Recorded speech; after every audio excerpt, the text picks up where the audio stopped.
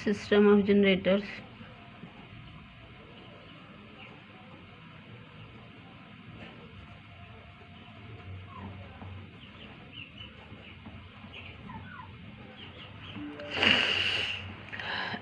ये आपको छुड़वा दिया था, अब आपको दोबारा करवा रही हूँ। System of generators, group theory, page number 50।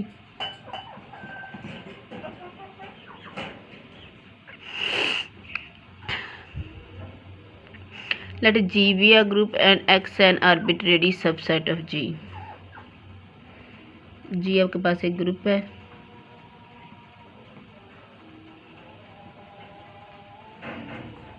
और X आपके पास उसका कोई भी आर्बिट्रेरी सबसेट है।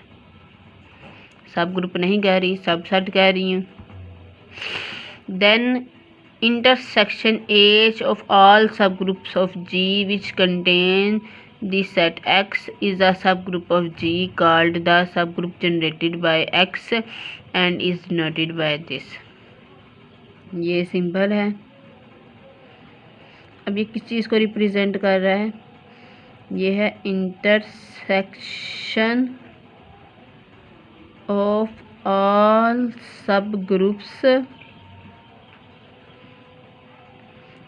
Of G containing set X. H आपके पास एक सब ग्रुप है। एच क्या है? ये आपके पास एक सब ग्रुप है। किस किस्म का सब ग्रुप है? जी का एक सब ग्रुप है और ये उन तमाम सब ग्रुप्स की इंटरसेक्शन है जिन जिन सब ग्रुप्स ने एक्स को कंटेन किया हुआ है। और इसको हम क्या कहते हैं? This is the sub group generated by, this is the sub group generated by x. तो जब कभी भी ये बात होगी कि this is the sub group generated by x, तो इसका मतलब क्या होगा कि उन तमाम सब ग्रुप्स की इंटरसेक्शन की बात कर रहे हैं जिसने एक्स को कंटेन किया हुआ है। जब कभी भी हम कहेंगे कि ये जो सब ग्रुप है किसी सबसेट से जनरेटेड है, तो इसका मतलब क्या हुआ करेगा? इसका मतलब ये हुआ करेगा कि इंटरसेक्शन ऑफ ऑल सब ग्रुप्स, ये जो सब ग्रुप है एच, ये उन तमाम सब ग्रुप्स की इंटरसेक्शन के बराबर है जिसने एक्स को कंटेन किया हुआ है। अब इस जो आपके पास सब ग्रुप है जनरेटेड बाय एक्स, इसके मतलब कुछ इन्फॉर्मेशन है। वो कहते हैं कि अगर एच जो है एक सब ग्रुप हो जनरेटेड बाय एक्स है, तो number 1, H contains each element of X। H contains each element of X। तो इस H के अंदर X का हर एलिमेंट आएगा। क्यों? क्योंकि H क्या है? उन तमाम सब ग्रुप्स की इंटरसेक्शन जिसके पास X मौजूद है। यानी कि अगर आपके पास सब ग्रुप्स हैं HI, ठीक है जी, और इन सब ने एक्स को कंटेन किया हुआ है, तो इन सब ग्रुप्स की जब आप इंटरसेक्शन लेंगे तो उसके अंदर भी एक्स आएगा और इस इंटरसेक्शन का नाम हमने रखा है कैपिटल एच। तो इस जो सब ग्रुप जनरेटेड बाय एक्स है उसके अंदर आपके पास एक्स मौजूद है, यानी कि एक्स का हर एलिमेंट इस सब ग्रुप के अंदर मौजूद होगा जिसको एक्स जनरेट कर रहा है। जब x का हर एलिमेंट h के अंदर चला गया तो इसका मतलब क्या है? अब चूंकि h जो है आपके पास सब ग्रुप है तो इसके अंदर क्लोजर लॉ होल्ड करता है। सब ग्रुप है तो ग्रुप है तो इसके अंदर क्लोजर लॉ होल्ड करता है। तो इसका मतलब है कि ये जो x है, x के अंदर जो एलिमेंट्स हैं उन सब की जो पावर्स और प्रोडक्ट्स हैं वो भी h के अंदर जाएंगी। ठीक है जी। Powers of elements of x and products of elements of x. इस एज के अंदर चूंकि एक्स सारा इसके अंदर एज के अंदर कंटेन कर रहा है, एज के अंदर कोई ये लॉ होल्ड कर रहा है, तो एक्स के एलिमेंट्स के सारे कम्बिनेशन, उनकी पावर्स, उनकी प्रोडक्ट्स, वो सारी की सारी वो भी एज के अंदर मौजूद होंगी। नंबर 3, अब चूंकि एच जो है आपके पास सब ग्रुप है तो जी की आइडेंटिटी भी इसके पास होगी। H contains identity element of G. क्योंकि सब ग्रुप है तो सब के ग्रुप के अंदर आइडेंटिटी एलिमेंट तो आएगा ही, और ग्रुप सब ग्रुप का और ग्रुप का जो आइडेंटिटी एलिमेंट आप जानते हैं वो सेम होता है, एक ही होता है। ऐसा नहीं होगा कि सब ग्रुप का कोई और आइडेंटिटी एलिमेंट हो और ग्रुप का कोई और आइडेंटिटी एलिमेंट हो। Number 4, H contains the inverse of each element of X। अब चूंकि X जो है वो H के अंदर कंटेन कर रहा है और H जो है सब ग्रुप है। अब इसका मतलब X का हर एलिमेंट H का एलिमेंट है, X का हर एलिमेंट H का एलिमेंट है। H सब ग्रुप है तो ग्रुप है तो फिर H के अंदर मौजूद तमाम एलिमेंट के इनवर्सेस भी H के पास ही होंगे। अब X जो है वो H के अंदर कंटेन कर रहा है, X के तमाम एलिमेंट्स जो हैं वो H के पास हैं तो X के तमाम एलिमेंट्स के इनवर्सेस भी H के पास ही होंगे, क्योंकि H ग्रुप है। अगर ये ग्रुप इनवर्सेस X के एलिमेंट्स के इनवर्सेस नहीं कंटेन करेगा तो ये ग्रुप नहीं है इसका मतलब। तो ग्रुप की डेफिनेशन के तहत क्योंकि ये सब ग्रुप है तो इसके एलिमेंट्स के इनवर्सेस भी इसके अंदर ही होंगे।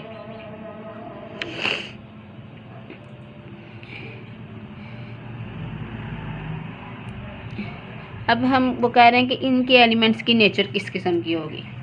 एच के एलिमेंट जो हैं वो लिखने में किस तरह के होंगे, तो बताया गया है कि अब यहाँ से कोई भी एक एलिमेंट लें तो ये जो एलिमेंट है ये आपके पास इस फॉर्म में होंगे, x alpha 1 epsilon 1, x alpha 2 epsilon 2, x alpha m epsilon m। अब ये क्यों इस किस्म के होंगे, हमने ये जो x अल्फ़ाज हैं ये x के मेंबर्स हैं और ये जो एप्सिलॉन है या तो ये 1 है या ये -1 है। ठीक है जी। अब ये भी हमने कहा कि x चूँकि एच के अंदर कंटेन कर रहा है तो x के एलिमेंट्स की सारी पावर्स, उसकी सारी प्रोडक्ट्स वो सारी एच के अंदर हैं, x के एलिमेंट्स के इन्वर्सेस भी इसके अंदर हैं। तो फिर एच के जो एलिमेंट्स हैं वो x के एलिमेंट्स की प्रोडक्ट्स और पावर्स की फॉर्म में हैं। ठीक है जी, यही हमने ऊपर डिस्कस किया है ना कि एच के जो एलिमेंट्स हैं वो x के एलिमेंट्स की प्रोडक्ट्स, उसकी पावर्स और उसके इन्वर्सेस की फॉर्म में। मैं आपको एक ये बना के दिखाती हूँ। फ़र्ज़ करें आप यहाँ से x1 और x2 दो एलिमेंट्स ले रहे हैं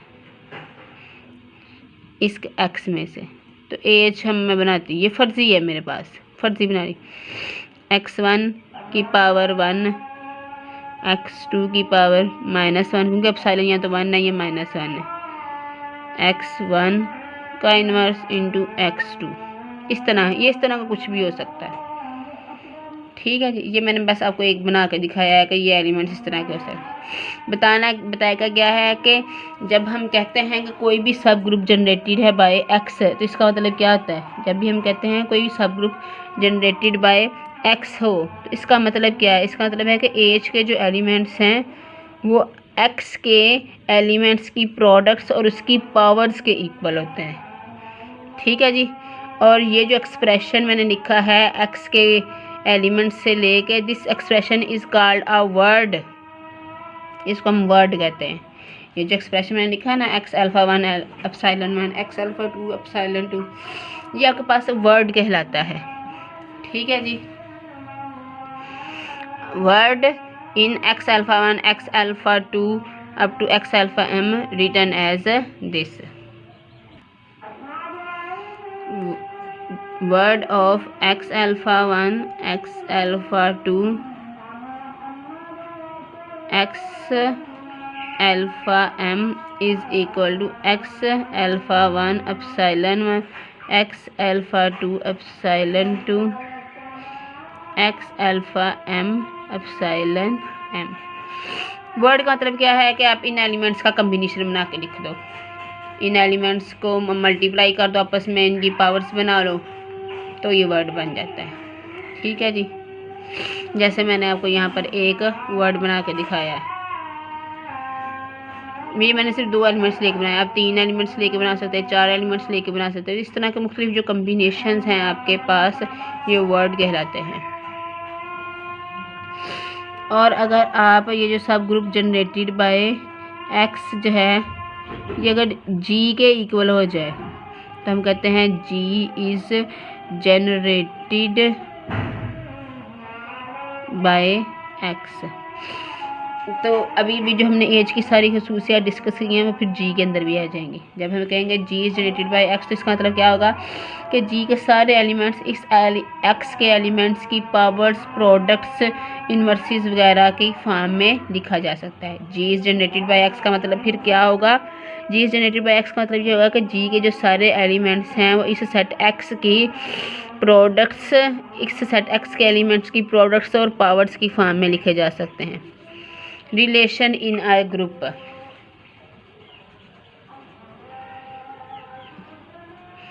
नेक्स्ट आपको एग्जांपल समझाऊंगी तो आपको ये G is generated by x की ज़्यादा समझ आ जाएगी। Relation in G, let G be a group and x be an arbitrary subset of set of generators for G. G आपके पास एक ग्रुप है और x जो है वो जनरेटर सेट है, जनरेटर सेट ऑफ g। मतलब इसका क्या है कि g जो है वो इसके बराबर है। वो कहते हैं कि अगर आप यहाँ से कोई भी एलिमेंट चूज़ करें x में से, और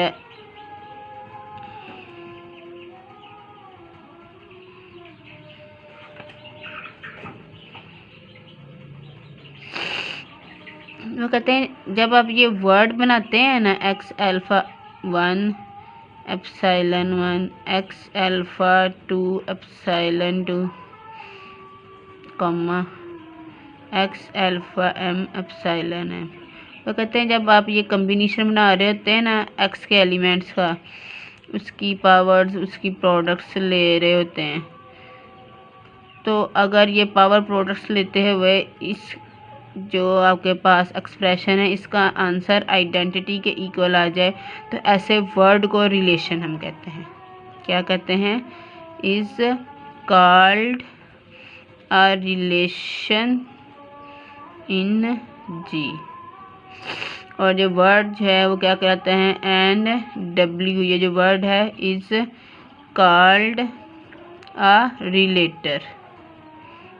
यानी कि जब आप ये कम्बिनेशंस बना रहे हो, अगर इस कम्बिनेशन का आंसर आइडेंटिटी हो भी सकता है, नहीं भी हो सकता। अगर तो इस कम्बिनेशन, इस प्रोडक्ट्स का आंसर आइडेंटिटी के इक्वल आ जाता है तो हम इस वर्ड को कहेंगे कि ये आपके पास जी के अंदर एक रिलेशन बन गया है। ठीक है जी। अब हम ग्रुप को लिखेंगे कैसे, जब हम कहते हैं G is generated by a set x है, तो इसको लिखना कैसे है, तो फिर हम ग्रुप को लिखेंगे इस तरह से, ये जनरेटर सेट लिखेंगे, ये क्या है जनरेटर सेट, और ये वो जो रिलेशंस हमने बनाए होंगे, यानी कि सारे वर्ड्स नहीं लिखने, यहाँ पे हमने ऐसे वर्ड्स लिखने हैं जिनका आंसर आइडेंटिटी के इक्वल आता है, सिर्फ वो लिखने हैं। तो ये ग्रुप की प्रेजेंटेशन हो गई है, ये हमने ग्रुप की प्रेजेंटेशन बना ली है। हमें ये क्यों ज़रूरत पेश आई, जी को इस तरह लिखने की ज़रूरत क्यों पेश आई? बेटा देखो, जब हम साइक्लिक ग्रुप आपने अभी पढ़े हैं ना, अभी बेटा आपने जो है साइक्लिक ग्रुप्स पढ़े हैं ना। साइक्लिक ग्रुप में हम क्या करते हैं, ग्रुप है, उसका जनरेटर होता है जो कि एक ही जनरेटर होता है, और जनरेटर का ऑर्डर। तो ये भी दरअसल ग्रुप की एक प्रेजेंटेशन है। ये आपके पास जनरेटर होता है, जैसे ये जनरेटर सेट है, और ये वर्ड है, रिलेशन है। तो हम दरअसल चाह रहे हैं कि साइक्लिक ग्रुप की तरह हम भी हर ग्रुप को, चाहे वो एक जनरेटर से ना हो, तो हमारे पास कुछ ऐसे जी के अंदर हम एलिमेंट्स ढूंढने में कामयाब हो जाएं, 2 हो जाएं, 3 हो जाएं, 4 हो जाएं, ढूंढने में कामयाब हो जाएं कि हमें जो है उन एलिमेंट्स की वजह से हम सारा का सारा ग्रुप लिख सकें। उस ग्रुप के जो सारे एलिमेंट्स हैं उन चंद एलिमेंट्स की पावर्स प्रोडक्ट्स के इक्वल आ जाएं, ताकि हमारे पास ग्रुप को हैंडल करना, उसके साथ काम करना आसान आ जाए। साइक्लिक ग्रुप से इम्प्रेस होके हमने ये ग्रुप्स के लिए जनरेटर सेट वाली प्रेजेंटेशन निकाली है कि हम जो है वो जी के अंदर से ऐसे कोई 2, 4, 5, 6 एलिमेंट्स ढूंढना चाहते हैं एक्स, और ये उन एलिमेंट्स के रिलेशंस हैं कि उनको किस तरह से हम कंबाइन करें तो आइडेंटिटी मिलती है। ये आपके पास ये जनरेटर सेट और ये आपके पास रिलेशन, ये मिल के जो है हमें सारा का सारा ग्रुप दे देते हैं। ये मैं आपको बना कर भी दिखाती हूँ। जैसे मैंने आपको ये साइक्लिक ग्रुप की एग्जांपल दी है, तो बेटा आप जानते हैं साइक्लिक ग्रुप के जो सारे फिर एलिमेंट्स हैं वो इस जनरेटर की पावर्स की फॉर्म में होंगे। ठीक है जी, ए की पावर 1, ए की पावर 2, ए की पावर 3,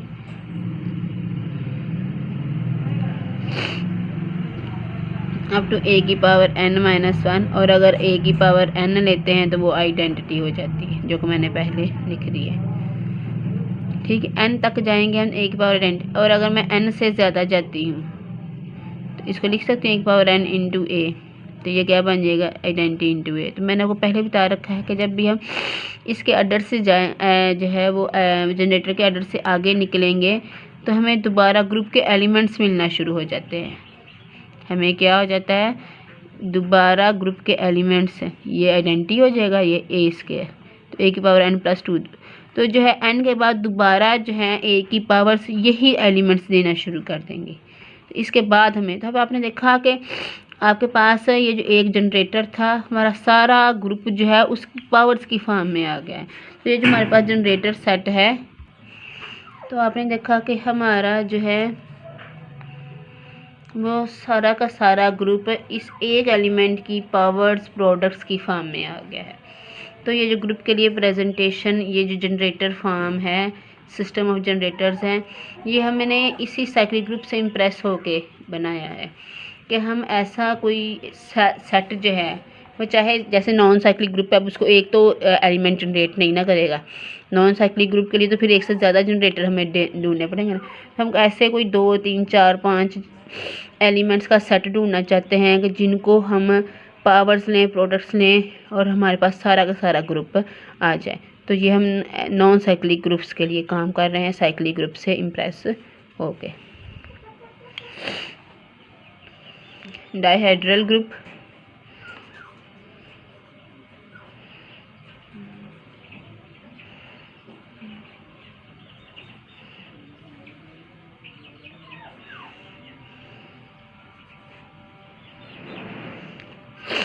ये a b such that a की power n is equal to b square is equal to a b का स्क्वायर इज इक्वल टू 1। अब ये आपके पास क्या है, ये x है, सेट ऑफ जनरेटर है, सेट ऑफ जनरेटर। पहले तो हम जो है वो इनको सीखेंगे बनाना, मैं बाद में सिखाऊंगी। पहले बने हुए जो है जनरेटर फॉर्म में ग्रुप्स, इनको खोलना, इनके एलिमेंट्स लिखना, ये सिखाते हैं। ये सेट एक्स हो जाएगा, सेट ऑफ जनरेटर हो जाएगा, 2 जनरेटर्स। अब ये वर्ड्स हैं, ये रिलेशंस हैं, यानी कि ए की पावर आइडेंटिटी है। इसका मतलब क्या है कि ए की power n is equal to identity, इसका मतलब b का स्क्वायर इज आइडेंटिटी। इसका मतलब है कि ए बी जो है इनकी प्रोडक्ट का स्क्वायर भी आइडेंटिटी। ये रिलेशंस हैं, ये वो वर्ड्स हैं जो आइडेंटिटी के इक्वल हैं, और रिलेटर्स हैं, रिलेशंस हैं ग्रुप के अंदर। अब हम देखेंगे कि इन 2 एलिमेंट्स की मदद से मैं सारा का सारा ग्रुप लिखूँगी। सारा का सारा जो डीएन के एलिमेंट्स हैं वो इन 2 एलिमेंट्स की फॉर्म में लिखे जाएंगे। अब यहाँ से इसको मैं ऐसे लिख सकती हूँ, ए इंटू ए की पावर n-1 इज आइडेंटिटी। ठीक है जी, इसको उठा के इस तरफ ले जाएं तो ये क्या बन जाएगा, ए इनवर्स। तो यहाँ से हमें पता चला कि ए का जो इनवर्स है वो ए की पावर n-1 के बराबर है।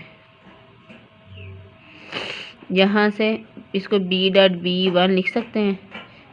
ये b उठा के इस तरफ ले जाएं, इसका मतलब b is equal to b inverse, तो b का इनवर्स b के इक्वल ही है। ए बी का स्क्वायर इज इक्वल टू 1, इसको मैं लिख सकती हूँ, चूँकि स्क्वायर है इसका मतलब इसको 2 दफ़ा लिखना है। इसको मैं ऐसे लिख सकती हूँ, इन दोनों को इकट्ठा कर लिया है, a into b a dot b is equal to 1। अब ये a और b दूसरी तरफ शिफ्ट करते हैं, दूसरी तरफ जाके ये क्या बन जाएगा, a का इन्वर्स इंटू b का इन्वर्स। a का इन्वर्स किसके बराबर है, a की पावर n-1 और b का इन्वर्स जो है वो b के इक्वल ही है। ये इसका मतलब क्या है, b a is equal to a की पावर n-1 इंटू b। अब हम देखते हैं कि ये ग्रुप, यहाँ मैं ग्रुप के एलिमेंट्स कैसे बनाती हूँ।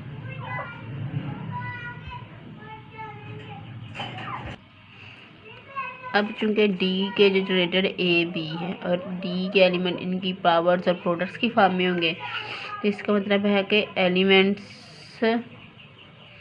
ऑफ DN वो किस फॉर्म में होंगे, A की पावर अल्फ़ा और B की power beta, such that alpha ने कहाँ से कहाँ तक वेरी करना है, 0 1 2 n-1 और बीटा ने कहाँ से कहाँ तक वेरी करना है, 0 and 1। अब हमें कैसे पता चला कि अल्फ़ा जो है यहाँ से यहाँ तक वेरी करेगा, बीटा यहाँ से यहाँ तक वेरी करेगा, तो यहाँ से पता चला ए का ऑर्डर n है ना, तो इसका मतलब a की ज़्यादा से ज़्यादा पावर n तक जाएगी। n के बाद a ने दोबारा पिछली पावर्स देनी शुरू कर देनी है, तो a की पावर ज़्यादा से ज़्यादा n तक जा सकती है, a की पावर ज़्यादा से ज़्यादा n तक जा सकती है। ठीक है, n करेंगे तो वो आपके पास आइडेंटिटी आ जाएगी, जो कि 0 से भी आइडेंटिटी आ जाएगी। b का ऑर्डर क्या है, 2, तो b की पावर ज़्यादा से ज़्यादा 2 हो सकती है, b की पावर ज़्यादा से ज़्यादा 2 हो सकती है, यानी कि 2 ही हो। अब बीटा को कर लें 0 और ये प्रोड हम देखते हैं हमें क्या देती है, a की पावर अल्फ़ा b की पावर 0, बीटा 0 कर लिया है ना।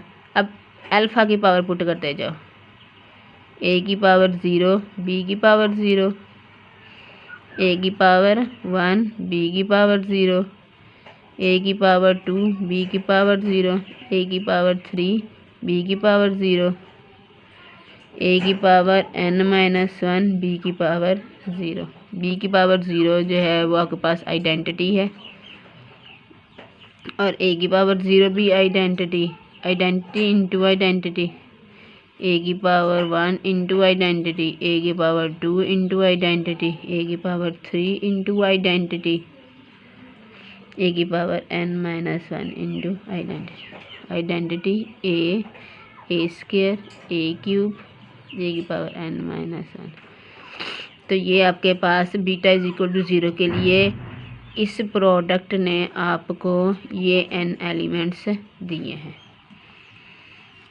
और अगर अब a की पावर अल्फ़ा b की पावर बीटा में हम बीटा 1 कर दें और अल्फ़ा को चेंज करना शुरू करते हैं, a की पावर अल्फ़ा जो है वो कहाँ से कहाँ तक है, 0 1 2 अप टू n-1, a की पावर 0 b की पावर 1, क्योंकि बीटा अब हमने मान ली, a की पावर 1 b की पावर 1, a की पावर 2 b की पावर 1, b की पावर 1 ही रहेगी क्योंकि हमने फिक्स कर ली है, a की पावर 3 b1, a की पावर 4 b1, a की पावर n-1 b1। तो कितने एलिमेंट्स आए, ये a की पावर 0 जो है 1 हो जाएगी, identity into b1, a b a square b a cube b a 4 b a n-1 b. ठीक है जी, तो कितने एलिमेंट्स हो गए डी एन के अंदर, डी एन के अंदर कितने एलिमेंट्स हो गए, ये a1 ए स्क्वायर an-1 और ये b a b a square b a cube b a 4 b an-1 into b। अब ये एलिमेंट्स कितने हैं देखो, आपके पास अल्फ़ा कहाँ से कहाँ तक है, n तक वेरी कर रहा है ना, अल्फ़ा जो है वो n तक वेरी कर रहा है और बीटा जो है वो 2, तो इनके अंदर एलिमेंट्स के साथ 2n होगी। Order of dn is equal to 2n। n देखो 1 2 3 n तो ये आपके पास आ जाएंगे और n ये एलिमेंट्स आ गए हैं। ठीक है जी, यानी कि अल्फ़ा कहाँ से कहाँ तक वेरी कर रहा है क्रॉस बीटा कहाँ से कहाँ तक वेरी कर रहा है, बीटा की b की पावर 2 है, a की पावर n है, आर्डर है इनके, उनको मल्टीप्लाई कर दो तो ग्रुप के। तो आपने देखा कि ग्रुप के सारे एलिमेंट्स हैं इन दो एलिमेंट्स की प्रोडक्ट और पावर्स की फॉर्म में लिखे जा रहे हैं। जो आपके पास जनरेटर सेट x है, अब पिछली सारी थ्योरी निकालो। ये आपके पास जनरेटर सेट x है, dn जो है वो इससे जनरेट हो रहा है। ठीक है जी, और ये जो है वो वर्ड्स हैं, वो रिलेशंस हैं जो कि इस एलिमेंट्स के मतलब है। w1 w2 w3 is equal to identity. ये w1 है, ये w2, ये w3 है, ये और ये सेट ऑफ जनरेटर्स हैं। तो अब वो जो सारी थ्योरी पड़ी है आपको क्या समझ आई है, यानी कि हमारी जो कोशिश है कि हम ग्रुप के लिए ऐसी फॉर्म हासिल करने में कामयाब हो जाएं, 2 हों या 3 हों या 4 हों एलिमेंट्स के, सारा ग्रुप उन एलिमेंट्स की प्रोडक्ट और पावर्स की फॉर्म में आ सके हमारे पास। अब x जो है dn को जनरेट कर रहा है, तो dn के सारे एलिमेंट्स जो हैं इसकी पावर्स की फॉर्म में आ गए हैं आपके पास। ठीक है बेटा।